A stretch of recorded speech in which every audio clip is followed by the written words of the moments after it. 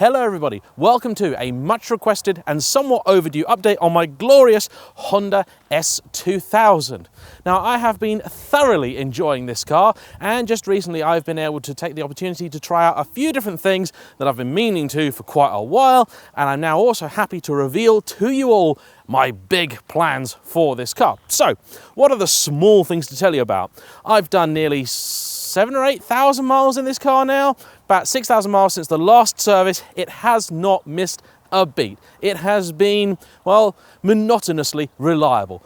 Absolutely love this car, fantastic. Definitely one of the best things I have ever bought.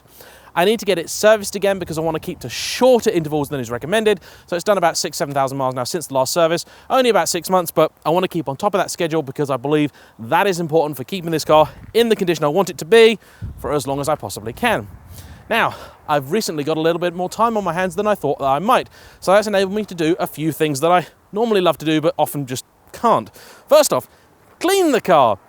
Not my best work ever, but finally today I saw this glorious sunshine and a filthy car, so I thought, right.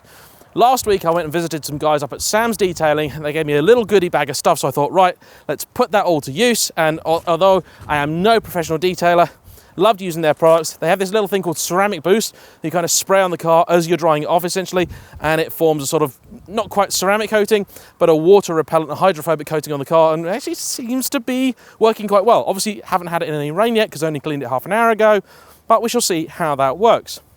I also was sent in winter last year something very handy for those that do love using their convertible all year round. Audi were kind enough to send me these heated seat covers. You see, the S2000's air conditioning and heater system works great, but the one thing it's lacking is heated seats. Ordinarily in cars, I don't really care for heated seats whatsoever. I'm actually much more interested in cooled seats. But for convertibles, I think heated seats are a bit of a plus because that means you can enjoy the car when the weather's still a little bit chilly, which it has been recently. These cost 20 quid a pair. They're simple to put in, you can fix them in place. They've got quite a few different ways of doing that, and they work well enough. They slide a little bit when you're trying to sit down, but once you're in the seat, they're fine, they're nice, they're actually pretty comfy too. They are dead easy to use. Just plug into the cigarette lighter socket, you got high or low setting, done. They work really well, they heat up pretty quickly, and they do make those sort of brisk morning drives out that much more enjoyable. So if you want to get yourself a set of these, please do so. Follow the link and details in the description below. But this is not the big news. Oh no, the big news is big. I have a comprehensive raft of upgrades for this car. This is going to be far and away the most I have ever personally modified a car. But I have a very specific aim in mind. I want to make this the most fun S2000 to drive on the road. And I'm going down a route that is, well, not untrodden, but it's something that people don't often do because the benefits aren't always that obvious. So, first up, the handling on this car. It's renowned for having decent, but a little bit spiky handling, particularly these early cars. And so for that, I've got some poly bushes on the way. I've got some chassis braces too. I've got a later model anti-roll bar, and I have a set of Öhlins dampers coming too. They're road and track setup. There were a few different options available to me in terms of coilovers, but Öhlins really do know their stuff, and they also look absolutely stunning, and I want this car to look pretty good but remain reasonably standard from the outset. So nothing wild is going to happen to the car in terms of aesthetics. The boldest thing I'm going to be doing is putting a set of alloys on it. I haven't yet decided what they're going to be. All I know is that they are probably going to be 17s because that does bring some benefit over the standard 16s. Brakes for now are going to be left alone, but there's also some pretty big stuff happening under here. I am not going the supercharger route, and I'm not doing that for one very simple reason. If I wanted to make this car a lot faster than it currently is, that would definitely be the most cost-effective thing to do. But I'm not interested in making this car super fast. It's already pretty quick. What I'm interested in is making this car's power more accessible. I had a supercharger on my E92 M3, and the problem with that car was that it didn't have a lot of torque low down, and a supercharger didn't really help that. It just gave it more power at the top. A supercharger setup is going to do basically the same thing to this, and that's just not what I want. What I want is what I see as being the purest thing you can do to this, and that for me is individual throttle bodies. Not just any old individual throttle bodies.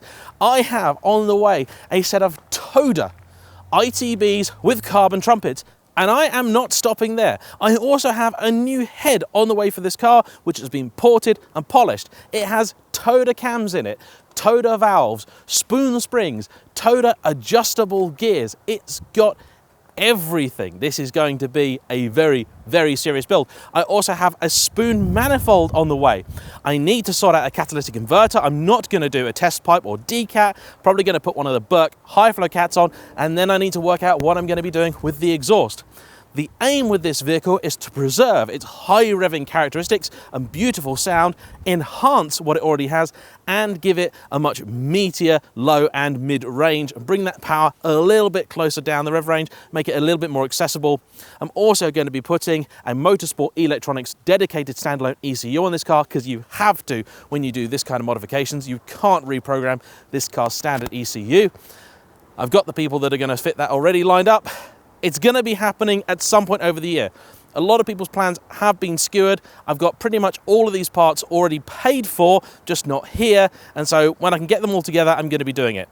My aim is to try and get the handling stuff sorted out first, because that's what really needs tending to. This car, when you're really pressing on, has a back end that can be a little bit skittish. And I want to get that sorted before I can go and give it a glob more torque and power.